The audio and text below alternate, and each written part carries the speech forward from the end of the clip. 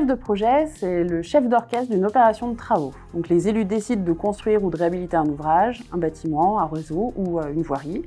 Et de là, le chef de projet mène les études, élabore les budgets, valide les plans, détermine un planning, réalise les diagnostics. Et ensuite, il va organiser le chantier avec les entreprises principalement, et puis suivre les travaux jusqu'à réceptionner le nouvel ouvrage et sa mise en service. Le premier scénario, c'est celui de la voie des études. Moi, j'ai un Master 2 en aménagement du territoire. Et le second scénario, c'est celui du terrain. Donc, c'est intégrer le monde du travail, que ce soit dans le public ou dans le privé, et apprendre au contact des autres en étant sur les chantiers et suivre des formations adaptées. Il n'y a pas de journée type. Les journées commencent assez tôt car les équipes travaux arrivent avant tout le monde. Ensuite, c'est une succession de travail administratif au bureau derrière l'écran, donc les études, la comptabilité, les marchés publics. Et puis tout le travail de terrain avec les réunions de chantier, les imprévus lors des travaux, les visites de site. Et puis il y a aussi toute la partie reporting auprès de notre direction et de nos élus référents.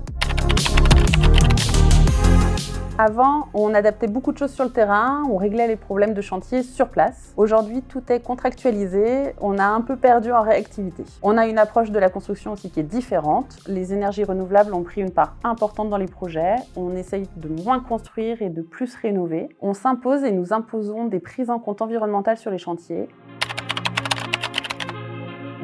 Ce qui me plaît, c'est de construire pour l'intérêt général, c'est de proposer de nouveaux services aux habitants via de nouveaux équipements que nous aurons construits. C'est être sur les chantiers, c'est aussi la technicité obligatoire que nous avons acquis, la nouveauté avec le développement de matériaux et techniques moins polluants.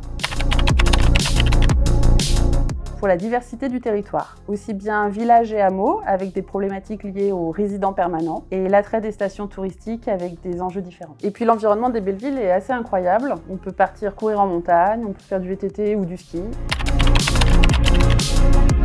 Il y a des formations qui permettent de se mettre à jour des nouvelles normes et obligations, de connaître des nouveaux procédés, des nouveaux matériaux. Puis il y a aussi tous les salons qui sont liés aux bâtiments et travaux publics. Pour l'évolution de carrière, c'est surtout une évolution des projets. Quand on est un chef de projet qui commence, on a des petites opérations. Puis avec le temps, on commence à avoir des opérations d'envergure avec des enjeux de plus en plus importants. Donc c'est ça qui est intéressant dans l'évolution du poste.